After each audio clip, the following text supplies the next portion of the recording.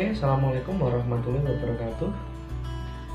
Jumpa lagi di channel Diari Sang Guru. Di video kali ini, mari bersama-sama kita belajar tentang materi gagasan pokok dan gagasan pendukung untuk siswa kelas 4 sekolah dasar, dan materi kami ambil dari buku Pupena. Selamat menyaksikan.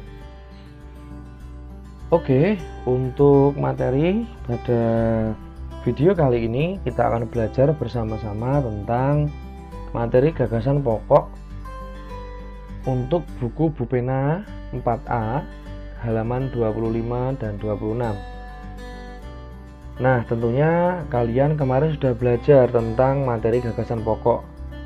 Banyak dari kalian yang sudah tepat dalam membuat dan menentukan gagasan pokok serta gagasan pendukung. Namun tetap ada dari anak-anak dan sobat belajar semua tentunya masih bingung bagaimana gagasan pokok dan gagasan pendukung itu, serta dalam bentuk apa bagan atau kerangka pikirnya. Nah, mari kita belajar tentang materi gagasan pokok kembali. Ini contoh yang diambil dari buku Pupena. Indonesia memiliki berbagai bahasa daerah, misalnya Batak, bahasa Jawa, dan bahasa Sunda. Keragaman bahasa di Indonesia tidak membuat bangsa Indonesia terpecah-pecah. Bangsa Indonesia tetap menjaga persatuan dan kesatuan. Bangsa Indonesia dipersatukan oleh bahasa persatuan, yaitu bahasa Indonesia.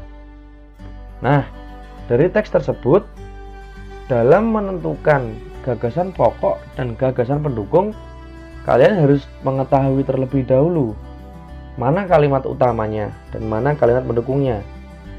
Nah, untuk materi tentang kalimat utama, kalimat pendukung sudah ada di video pembelajaran sebelumnya, dan disampaikan bahwa untuk kalimat utama kebanyakan terdapat di awal atau di akhir dalam sebuah paragraf.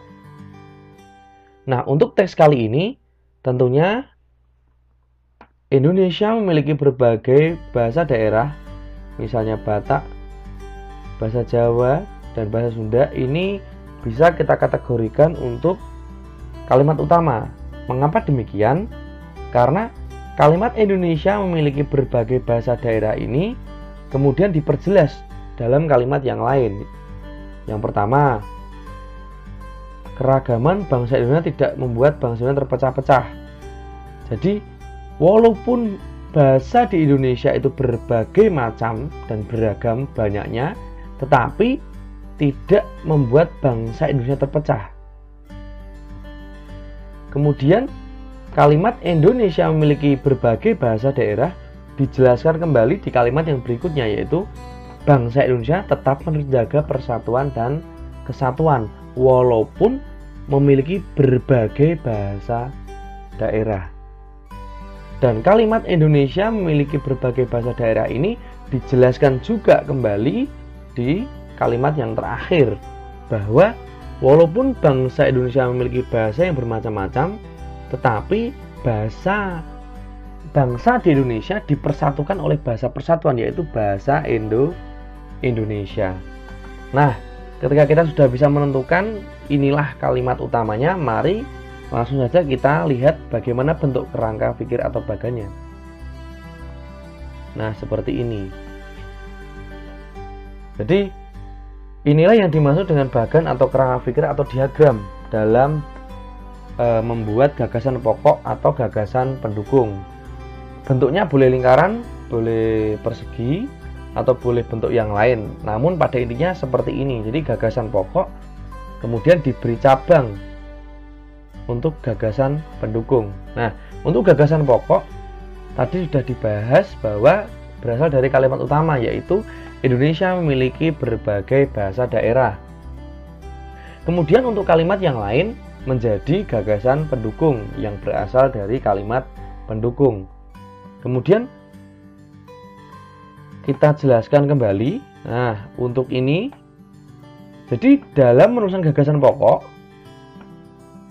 boleh kita ambil dari sini Namun tidak harus kita tulis semua. Misalnya kita tulis sampai sini, tidak harus. Jadi kita ambil intisarinya saja dari kalimat tersebut. Kemudian yang kedua, gagasan pendukungnya adalah keragaman bahasa tidak memecah belah bangsa. Nah ini, keragaman bahasa di Indonesia tidak membuat bangsa Indonesia terpecah belah atau terpecah-pecah.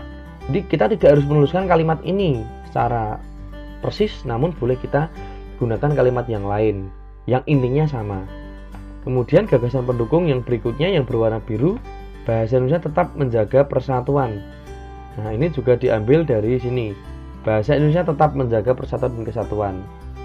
Dan untuk yang terakhir, bahasa Indonesia mempersatukan bangsa Indonesia. Di kalimatnya tidak harus mirip, namun intinya sama, bahwa bangsa Indonesia dipersatukan oleh bahasa Indonesia.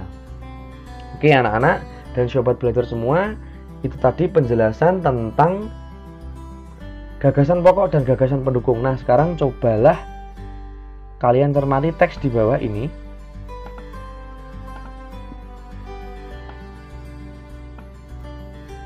Objek wisata yang terkenal di Bogor adalah Kebun Raya Bogor. Kebun Raya Bogor ramai dikunjungi setiap hari Sabtu dan hari Minggu. Di sana terdapat koleksi tumbuhan yang ada di Indonesia. Selain itu, di sana juga terdapat pusat-pusat pelatihan cara memelihara tumbuhan, misalnya anggrek. Nah, sekarang coba kalian buat kerangka kerangka berpikirnya atau bagan atau diagram ya, untuk gagasan pokok dan gagasan pendukungnya. Silahkan kalian kerjakan untuk teks yang berikut ini.